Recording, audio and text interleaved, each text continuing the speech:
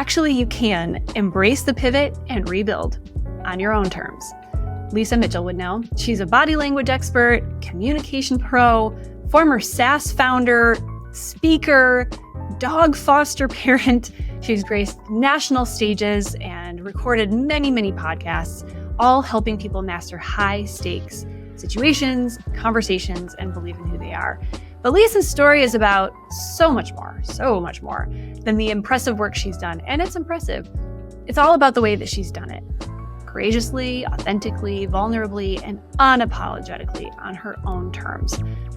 Lisa's journey has spanned everything from corporate careers to entrepreneurial ventures and fueled entirely by her insatiable curiosity and her absolute refusal to let anyone else define her path. Her actually I can moment, it came during one of her life's absolute toughest transitions, when she realized the only way forward was to blow up everything in her world. And she gets pretty real about it, folks. Everything that wasn't working for her, and she started over. And while she wouldn't recommend her all-at-once approach, her story is absolute proof that even in chaos, clarity and resilience can emerge. And Lisa's story is raw, it's very honest, forewarning, she gets really real about some stuff, and it's packed with absolute wisdom for anyone who feels stuck, misaligned, or ready to make their next bold move. I'm Lindsay Chepkema, and this is Actually I Can. Hi, Lisa. Hi, how are you, Lindsay? I'm so good. I'm so excited to talk to you today because we are dear friends, and I have been inspired by your ability to learn and lean into your confidence in yourself to be able to do whatever you want and to pursue your passions, even if to anyone else they might seem unrelated. You are the common thread. You find a way to make it all tie together because, frankly, you know you can. So, yeah, is that how you think it works? Good. Perception is reality. We'll stick with that. No, thank you for that. I have maybe a unwarranted, just nonsensical belief in my ability to learn anything, which has served me well and also gotten me into some really tricky situations. That bold confidence of like, oh, sure, I can figure out how to do that. Because some things just because you can doesn't mean you should, right? So, but I do have a lot of fun. It is there's never a dull moment here. There's always something new to learn and discover, and most of the time it works out okay. Yeah, I'd say so. Okay, so let's talk a little bit about, this whole show is about you. Let's talk a little bit about you. I mean, sure, why not? So just the things I know about you. You're a consultant on all kinds of things, including, I always, as my default, obviously I'm not doing the thing, I always go to semiconductors. And I want to try and learn how to wrap our head around semiconductors here. You've done that. You've learned that space. You are a body language expert, not just because you talk about it, but testifying in court expert, right? Helping with jury selection. Yeah. There you go. Yeah. See? Yes. You foster dogs. Uh-huh. You I feel like several times I've talked to you, you're moving around and you're buying and selling homes and relocating. Uh-huh. And you've raised a beautiful, badass daughter who I've had the pleasure to meet. She's amazing. You're all over the place in this beautiful, very inspiring way. And so thank you. Tell me, this is a very broad question, but how does that work? What does it look like from inside your brain looking at your life? What are the voices? I mean, it's actually I can. What are you constantly telling yourself? Actually, I can. Yeah, actually, I can figure it out. I mean, that's kind of the overarching, I think, where the boldness originates, right? Is just, I can figure it out. And it doesn't have to be perfect, although I'm a type A overachiever. I want the A. I want to be first. I want to win. But I've learned to be okay, just figuring it out without it having to be perfect. And so that allows me, I think, the freedom of just exploration. And I always joke that like when I die, it's going to be in some like nonsensical way. But the tombstone will say like curiosity put her here, right? Like, because I will get curious about something to the degree that it becomes my demise, right? I have just an insane curiosity. I am as ADHD as they come, and I've known it for a long time, but didn't actually get the proper assessment and diagnosis until last year for me. So it's like new clinical information, but like old news when it comes to like the chaos in my brain. It is a circus. There's way more than 3 rings given, you know, at any given moment. And it used to be something that I felt was a defect, or like my brain was broken, or like, why is everything so hard for me to get from like excited idea into execution, which is still something I struggle with. Is I joke that my Google Drive has like $10 million of great ideas in it that never get made or built or see the light of day because I want to learn something else before I execute on the last thing I was busy building. So I've had to really get intentional about the tools and the support. So like I have a great business coach who like puts guardrails on me and is like, no, I know you, because I'll be like, oh, I just learned this and I want it. And she's like, no, we're still building the last great idea that you had. And we have some things to do to bring that to life so it doesn't die in your Google Docs. And so it's having those tools, having the awareness of like, okay, this is how my brain works. And it doesn't mean it's broken. It just means that there needs to be a little different operating procedure around how you structure your day and how you execute on your work and how you channel your creativity into something that actually can benefit other people instead of just getting you excited. Mm-hmm. And it's been like a whole relearning process, but at least now I have the lens of knowledge of like, okay, it isn't just, I don't need to just be frustrated or ashamed of how my brain works, or like, oh, I can't get anything done, or I can't. Like, I just have to have a little bit of forgiveness and a little bit of grace for myself of, like, you're just working with how you work best. And it's going to look different probably than how everybody else works, or everything, every book, every business book you've read, or every podcast you've listened to, or this is your, 10 steps to $1 million morning routine, or whatever works for everybody else, because it's just never, like, that actually steals my joy. Mm-hmm. Instead of like setting me up for success. So I've just had to kind of surrender to like, all right, like you're going to get where you want to go, and it's okay to do it your own way. Mm-hmm. And it's probably going to look a little squirrely and chaotic in the process. To other people. Right. Yeah. But I think embracing, and I've seen you do this, you embracing how your brain works as a feature, not a bug. Yeah. Right? Yeah. And it's what makes you unique. And so, I mean, speaking for myself, so fun to work with and to partner with, because you share the excitement of the person you're working with, which sometimes gets to be me. Yeah. And you mirror it right back. And so working with you is exciting. Your curiosity is palpable and it's contagious and it's exciting. And I think that it's, hearing you talk about it, it is such a great testament to how you embracing who you are and how your mind works, and your differences, again, as a feature, not a bug. And so tell me a little bit about what that's looked like. Like, I know just a snapshot of some of the different things that you've done.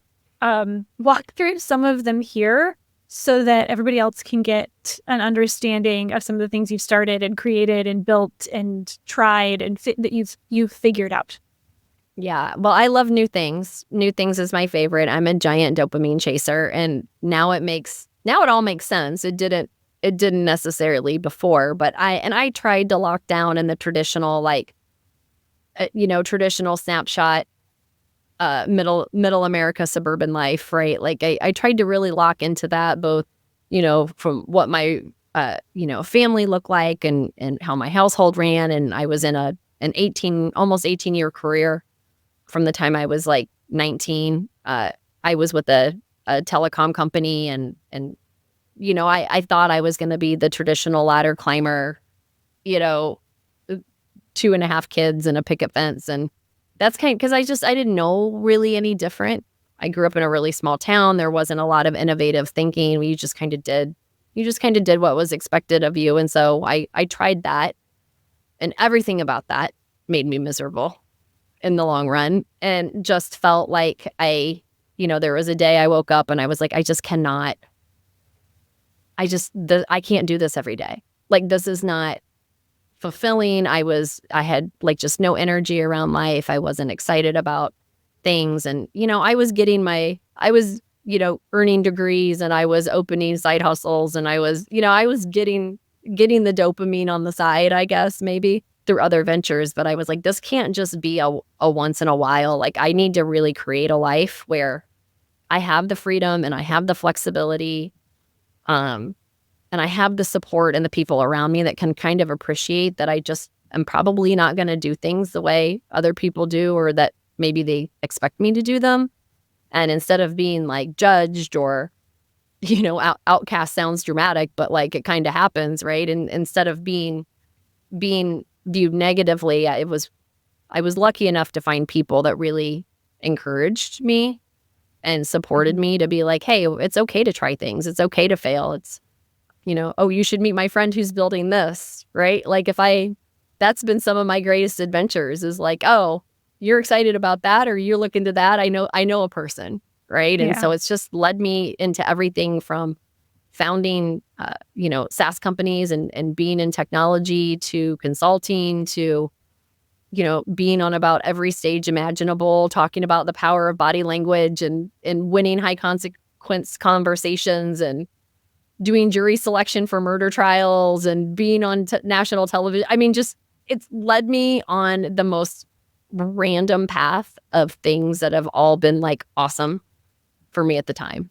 And it's also made me acutely aware that like not everything is meant to be forever. And I like want to hang on so tight. And I like, my fatal flaw is I'm loyal to the point of going down with the ship, right? Like, because I hate to give up, and I don't like to disappoint people, because at my heart, I just want to be like the best cheerleader for everybody doing awesome things. And so it's hard for me to let go of things, which is a big part of living the way I do, is being okay. So I'm getting quicker at getting out of things that are misaligned for me, or when my usefulness has expired. But it's still hard. But I always know, like, once I let go of one thing, there's a cool adventure waiting for me. Or like 10. Probably in the next conversation I have, or the next person that I meet. So So, okay. So you talked about like trying the quote unquote like expected life, right? And at some point you had a realization that was actually, I can go a different way. Like, when was that? Like, what was that moment? Was it a moment? Was it over the course of several years? Like, I want to when was that? Yeah, I think the biggest, like, I guess, line of demarcation, if there's like a before and after, is, I always joke that like I just imploded my entire life at the end of 2008. And I mean everything. I moved out of my house. I left my husband. I filed for divorce. I shut down a business. Well, four locations, one business, right? Like, filed for bankruptcy, like, you name it. Like, it was one of those where, like, I dropped the bomb on everything and just blew it all up at one time, which, for the record, I highly, highly do not recommend that approach. So the title of this episode is not, actually, I can implode my life. Destroy my whole life at one time. Yeah. Let's not. Like, learn from me. But it in retrospect, like, it was a moment of like, it had to be that catastrophic and that extreme, because I had ignored all the components piling up, and I had ignored my own dissatisfaction and unhappiness, and I had ignored the pain I was causing other people, and the pain that people were causing me, and the misalignment. Like, it just got to the point again where I woke up in my life that day, and it was like, okay, so I can't do this day anymore. Like I can't feel like this anymore. And there was just so much stress and pressure and unhappiness and financial issues and just everything. And I was like, okay, so I can kill myself or I can blow it up. Like that was the path. And my daughter was 3 at the time. And, I'm like, okay, well, I can't do that because that would cause too many harm to too many people that I love. And it would just leave a giant mess, like for everybody. So I need to be accountable. Like I have to be accountable for not attending to my life and my unhappiness and advocating for myself the way I should have been. And I need to just take the pain and the discomfort of change. Yeah. And for me, it was like, okay, what terrible thing is this 24 hours going to bring for me? Like from that point forward, over the course of honestly several years, right? Because it takes a long time there's some immediate things that change locations and logistics and whatever. Like those are pretty easy to shift quickly, the situational stuff, but then the long term of that and the legal pieces of that and the relationship pieces of that, like, and the setting up your new life pieces of that, right? Like it's a long haul, but it was like I literally had to adopt the worst day is only 24 hours long, right? There's only so many terrible things that can happen in 24 hours, and then you're going to get another one, right? And then that day could be different. So it was really just like that, okay, yep, I'm getting punched in the face today. But today's only 24 hours, and there's only so many punches you can get thrown in 24 hours, and so then there's tomorrow. And it was that day, which sounds terrible, but in retrospect came with like this relief and this hopefulness of like, okay, when I get through this, I am going to have the freedom and the flexibility to then make different decisions and create a different normal for me. And that was really what, like, knowing that would eventually be my new normal, the new day I would wake up in, like that was really like, that was the thing that kept it like, okay, today was bad, but tomorrow will probably be better. Yeah. And sometimes it was, and sometimes it was worse, but it was still only like 24 hours, Yeah. Man. Okay. So that was 2008. Yeah. And here you are now. So what, and I actually think a lot of people go through something similar, that they wake up one day and this is not it. This isn't it. And I've been through something similar, a completely different circumstance, and lots of other people that I'm talking to in these conversations have too. And like you said, you wouldn't advise it. You would not advocate doing it that way. Not all at one time. Like maybe one area of your life at a time. Work on that. So, but I think that there is a before and after. And so what have you learned from your after that you could like tell other people that are still in their before?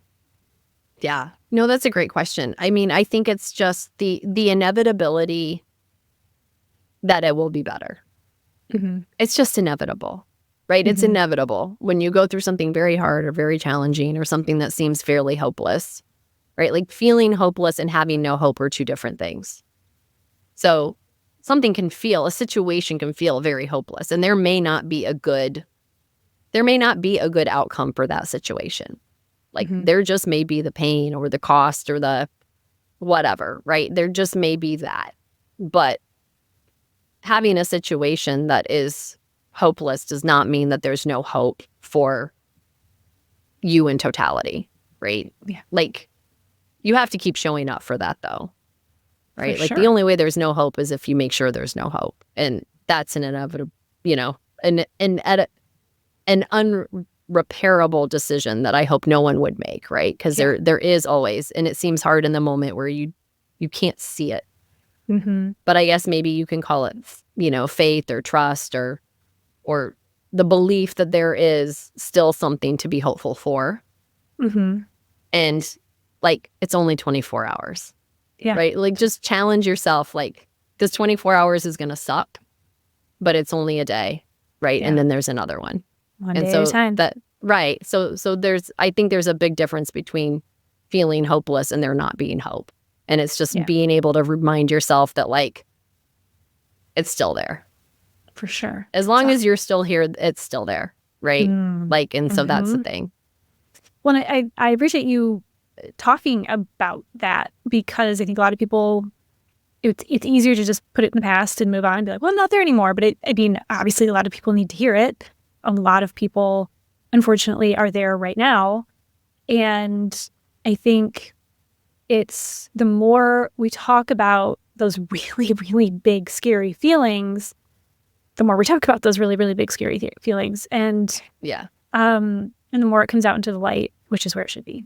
But and I think that there's a thing, like, I guess one of the things for anybody who's listening and considering a change, or knowing that they need a change, or have maybe gone or in the middle of it, like the really getting punched in the face part of the middle of a decision, is like, it just, like, you're not the only one. And I think especially in the work that you do with founders and in the founder community and the tech community in particular, is there's like this, you know, we have things like Fail Fest, and we have like these one-day events, and these, you know, these people that tell the dark and dirty, but now they're on the top of the mountain again, right? Yeah. And you're like, well, yeah, that's great. It's easy to appreciate the dark and dirty destruction side of things when you're living proof, you're living in a new reality that, like, talking about the valley from the mountaintop. Yeah. Right. And it's like, and I'm not saying that there's not value in those stories, because I absolutely think that there is, but I think it's also like, when you are in it, like, that's when you need those conversations, right? Yeah. And you need conversations with people that can be in it with you. Yes. Without just standing on the mountain and telling you, like, oh, it's better someday. Like, not helpful, right? So I think that there is a lot of loneliness in Founderland, right? And especially when you feel this immense, and I know that you know this, right? You feel this immense responsibility for sure the people that have been on your team and have taken the ride with you, and the people that have put their money into you being able to execute. And, you know, it's just all this, like, pile on.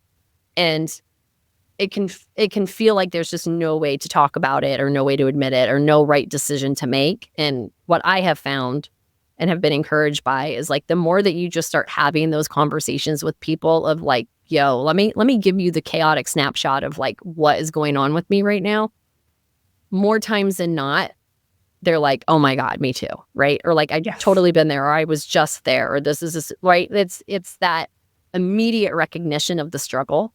Yep. And it doesn't have to just be somebody else in this founder space, but I think that particular crowd. But it's like, there's this weird flex of, like, I don't have feelings, and I don't worry about things, and I don't, like, you can't show a crack in the armor. Growth. Yeah. Right.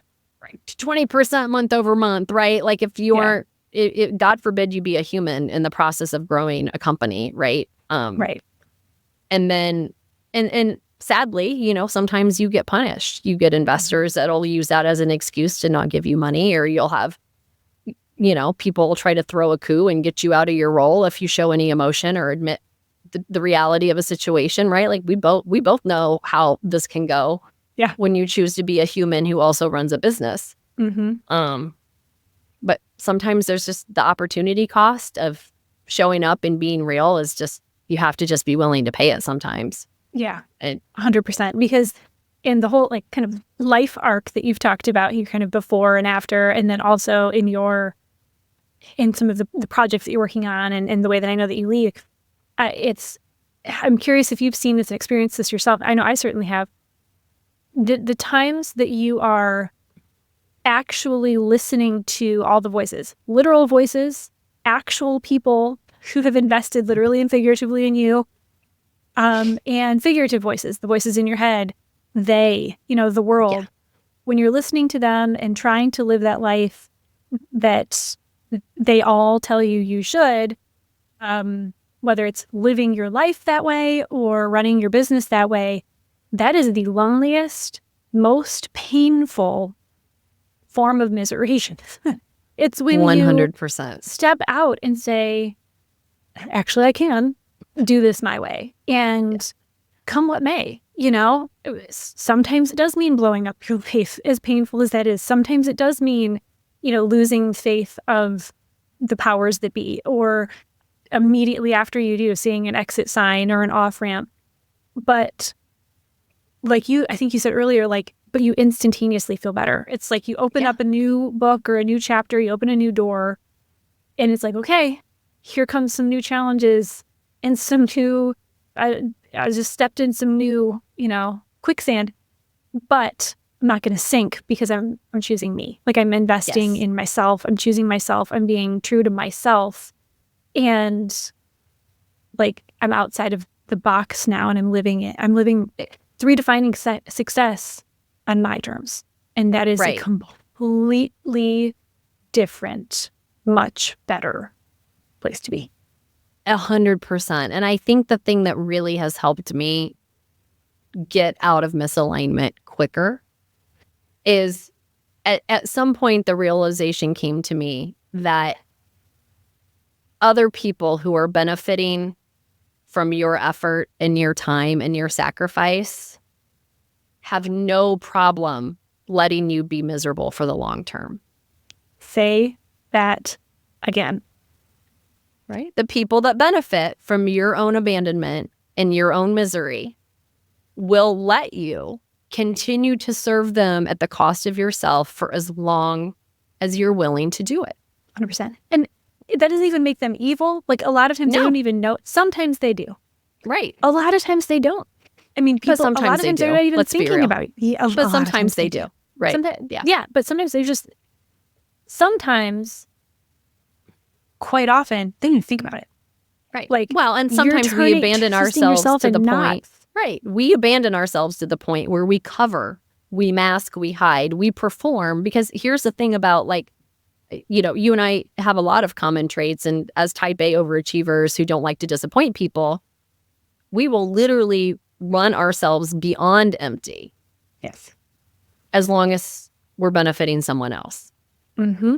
And people will let you run yourself on empty to the point of your own destruction to benefit them, and will be perfectly fine, leaving you broken down on the side of the road. They'll just catch a ride with somebody else who's going to serve them and sacrifice themselves for them. Mm-hmm. Like, we've both seen this, right? 100%. Both directly and indirectly. And the stories of people who have given everything, literally with the best of intentions, and then been discarded, thoughtlessly, and sometimes very cruelly, frankly. And I still get surprised when that happens to me. Like, I'm still, because I guess I operate differently, and I'm not saying better, but differently. Like, I don't think it has to be I win, you lose. I think it can be like we can both benefit and build together. Like, that's just where I've been happiest. But, and again, especially in the founder space, not exclusively in the founder space, like, there are more than plenty of people that will let you kill yourself for their benefit until there's nothing left of you. Yeah. Right? It's true. And then won't even check up on you when you finally leave. Like, it's so wacky to me, just a lack of humanity sometimes. It's true. It's true. And so you have to be, as woo-woo as it sounds like, you have to be your own humanity. Like, you have to bring it. No one else is going to bring it for you. And if you don't show up with it, if you don't put up boundaries, if you don't choose yourself, literally no one else will. No, and that's not just founders. That's life. That's life as a parent. That's life as, I've had entry people level. tell me, that's everything. You can't leave, or like almost dare you. Like, I double dog dare you to take the hit to your reputation and the hit to your income and the hit to your whatever, right? Because they know there's a big cost. It's a big cost for getting out of misalignment when you've been riding that direction for a long time. It's like, well, actually, I can. Like, I think a lot of people underestimate the courage that desperate people can muster up. Mm-hmm. When you finally hit, like, I don't want to say rock bottom, right? But I mean, it's possible. And you just don't care anymore. And you're like, whatever the cost is to me personally, professionally, financially, to not to be in this anymore, I'm paying it. Here's a credit card. Yeah. Yeah. Put it on my tab. Put it on my karmic tab, because Right? I don't care. I am done. Right? Yeah. And people don't get there. People that are treated well don't get there. People that are treated well don't get there. But once you're there, Cause and effect, man. Put it on my tab. I'm out. Whatever the Yeah. cost is, I don't even care anymore. Yeah. I don't even care. I'm going to pay it and get on to the next thing. Keep it pushing. So to someone who's there, particularly a founder who's just trapped in this space of not being true to themselves, they're in misalignment, as you're saying, and they feel like they don't have a whole lot of choices. I mean, the economy is tough. The market is tough. Nothing, what got you here won't get you there. Nothing is working anymore. Everything is upside down. It's all I don't on care fire. who you are. No one's making money right now. Right. So there's a lot of fear. There's so much fear and so much scarcity that somebody might be listening to this right now or watching us talk about it and nodding their head and they're like, yep, I'm there. But Right. so what do you say? How do you respond to their, yeah, but? I mean, it's valid. It's very valid. You know, like I know the cost of making these decisions. It can get messy, right? It can be money and reputation and legal crap, right? Like there's no free exit. If you've really invested heavily, like there's some sort of complex set of hoops you have to jump through. Financial or you don't get to just walk out the door. Reputational or career or all of it, right? And so I think it's just being very realistic about what it's actually going to look and feel like and the amount of time it's going to take, and start building up your stockpile of supportive people, of taking an inventory of like, what do I know? Like most people know so much more than they think they have. Like they've been a thing for a place, or they've been building a thing, and you forget about all the other pieces of you and all the other experiences you've had and all the other people you know and all the other things you can do well, most of which have earning potential, right? Whether it's starting something on your own or adding value to somebody else's organization. So taking an inventory of the what else could I do? How else can I use this? Getting a little creative, right? Actually just putting it down. Like I'm a whiteboard queen. Like my best, most brilliant moments. Yeah, I mean, we whiteboard remotely with like right. Yeah, you know, I love me a whiteboard. But I just think there's something about seeing in your own writing all the things you know and can do, the people you know, like go through your LinkedIn connections and filter into buckets of like, okay, who really could I call right now? Who knows the way I work? Who knows who's benefited from me in the past, right? Like I know when somebody reaches out to me and they're like, hey, here's my situation. I'm about to make a big transition. I would love your support, right? Or I'm looking to connect with, nothing brings me more joy as being able to connect the dots for somebody or connect them to a resource. It's like, you think, just think about whoever's listening or watching this right now. Think about like all the amazing people that you know who could help the other amazing people that you know and would probably love to do it. Like, I don't think it's just a Midwest nice thing. Like, you can get to anybody. You really can get to anybody. And if I think it's just like, there's just the ego thing. And I don't even know if it's ego. I think it's more shame for a lot of us. Yeah. Because it feels like when you've spent all your time and energy in marketing power and network connections, promoting and building and gaining support for something that you're so proud of and you know is great, to then be doing something else.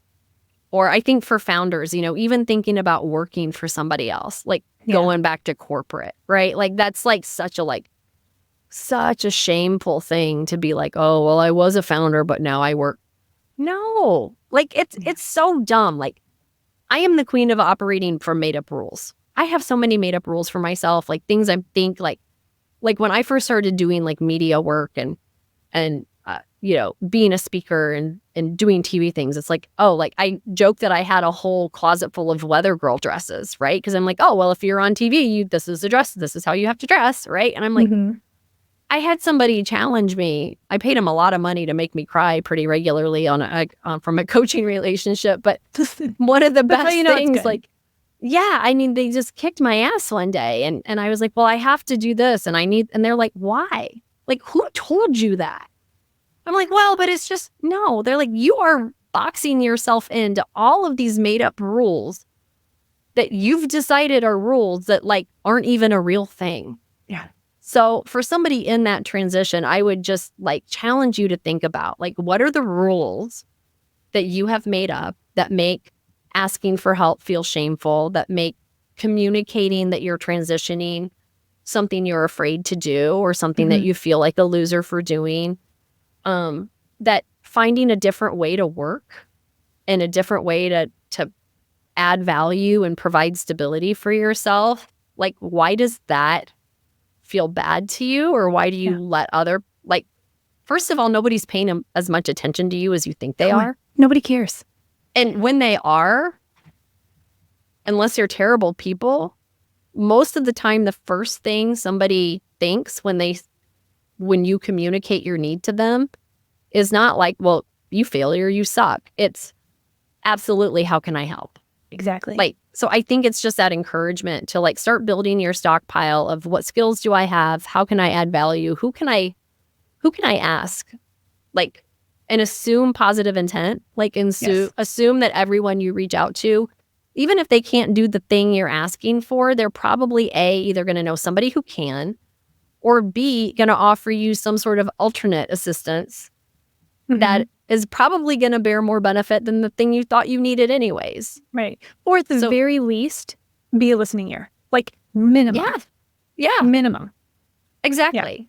Yeah. Like, I have yet to find when I have had the moments where I've been able to be vulnerable and ask for help or share a transition or a fear, or like, I have been able to be so encouraged by just the shocking amount of support and positivity and empathy that I have been met with.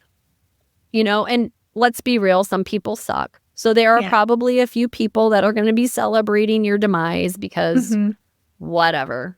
They're they were the bullies on the playground in 3rd grade. They never really changed. Hurt people. I mean, once in a while you'll get met with kind of a little bit of a bless your heart conversation of like, oh gosh, wow, I'm really surprised that didn't work out for you. Yeah. But for every one of those, not even joking, I know you've experienced this. For every one of those, there's 100 like either congratulations or, oh my gosh, how can I help? Or how are you? Or, oh, I have an idea. Yeah. You just got to start. Yeah. I mean, you're always going to have terrible people because there's just terrible people, but that is not the majority. That is going to be the minority. And for me, it's kind of like, okay, you petty little person, like, actually I can, right? Actually, I can find another way. So for me, I take pettiness as fuel. Or depending on the day, I serve it back 10x petty. But most of the time, I try to take it. When you haven't had your coffee, you haven't snuggled your foster pup. I can be a petty queen. Let's not kid ourselves. But I usually choose not to be. And I think it's like, once you have the courage, to be real, that you're not happy, that you're in misalignment, and it's not a bad day, or I'm not caffeinated enough. There is a track record of unhappiness or misalignment, right? When you can take the accountability for that and be like, okay, enough is enough. Like, good enough is not good enough. I deserve better. And you start taking the intentional action, and, you're going to get punched in the face. Just plan on it. But when you start taking intentional action to find the next best thing for you, it shows up, and it comes with great people who then become your champions, who then start opening doors. But like, you have to own it. You have to have that look in the mirror conversation with yourself of like, this is not sustainable. Hopefully it's not a like, I kill myself or I blow up my life day. But if it is, no judgment. I've been there, done it, right? Just choose the blow up, right? And start just doing the next best thing for yourself. And it's not easy. Like, there's no, I will never be somebody that sugarcoats the process of transition, because it is painful and it's heartbreaking and it's frankly expensive to change your life, but it's not impossible. And I'm not special or different. I'm not well-resourced. I'm not independently wealthy. I don't have every choice I make costs me money I do not have. But I haven't made a bad investment yet when it comes towards moving into my own alignment and into my own advocacy. So it sucks. It's hard, but it's not impossible. And I mean, tomorrow's going to come anyways. You might as well feel good about what's coming instead of dreading That's right. it, you know? This is your life, you know? I mean, I think at some point we get into this place where it's like you're counting on someday and you're following someone else's formula or instructions, directions on how to get there. And you look at the map and you're like, I don't know if I want to go where I'm going. And I'm not very confident that these are actually the right directions. Right. And Or you sometimes gotta throw realize the map they're out on the an window. airplane and you're in a car or on a bicycle, right? And there's a mountain range between here and there. Yeah, the road, the high, there's been a highway built through that, that path since then, and the train tracks were removed, somewhere along the way. Yeah, it's I think there's pain and a whole lot of fear, but a whole lot of magic that happens when you realize that, and that there are no directions. There is no magical path. No one else is exactly like you. When you start to face headwinds, it actually typically means you're on the right path because you're doing it your way. And when you also, for me, and you're one of the people, when you wait, you said something like this, when you get to start to say, wait, I can have the people in my life that I want to have in my life. Yeah. That's really empowering, and it feels really good. Even when, you're like, I threw away the map. I don't have the directions anymore. I'm really freaking out when you're surrounded by people that are like, it's okay, I got you. Like I'm on my own path too. And you know what? We're gonna take each other's hand. We're gonna figure it out together, and we're gonna have fun while we do it. And there's a lot of power in that, and that's where joy begins, I think. I agree. I mean, that's been my experience. And it's, again, I don't want people to underestimate how difficult transition is. Yeah. And that's, personal transition, career transition, whether it's your choice or not, right? A lot of people end up in transition not because they chose it, not even because they're unhappy, right? It just, circumstances are, this is the new thing I have to figure out how to transition from. Yeah, it's not easy, but it's like, where are you investing that is going to bring you the greatest return? Yeah. And there's not any, and it doesn't necessarily mean money. Right. Time, energy, relationally, right? And my thing is like, I think a lot more people would be served by being a lot more selfish. Yeah. Because nobody else has to wake up in your life every day but you.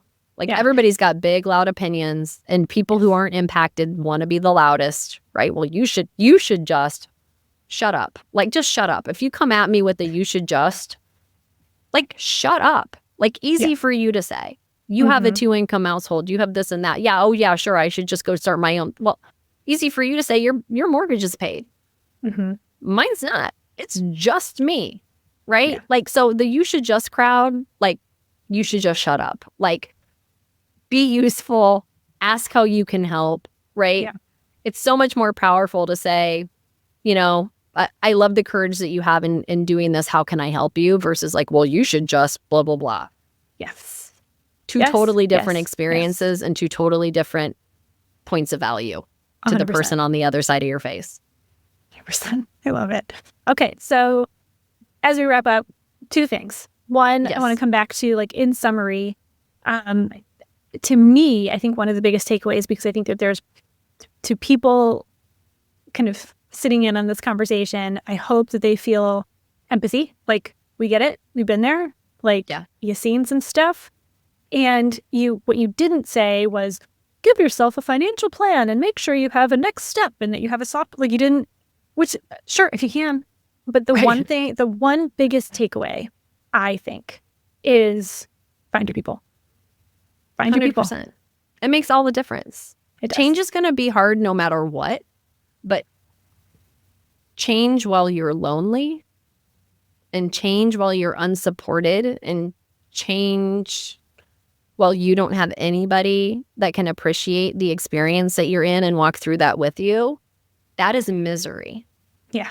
That is misery. I know it makes sense why more people won't make a change if they don't have the people around them that can even just say, I'm really sorry you're going through that. How can I help?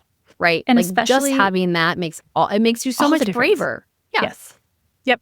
You can borrow courage from others. And if you don't have people, especially if you're a founder like that can relate to everything that we're talking about, we will be your people. And that's not a like, oh, we'll be your people. Like that's literally what I do now. For real.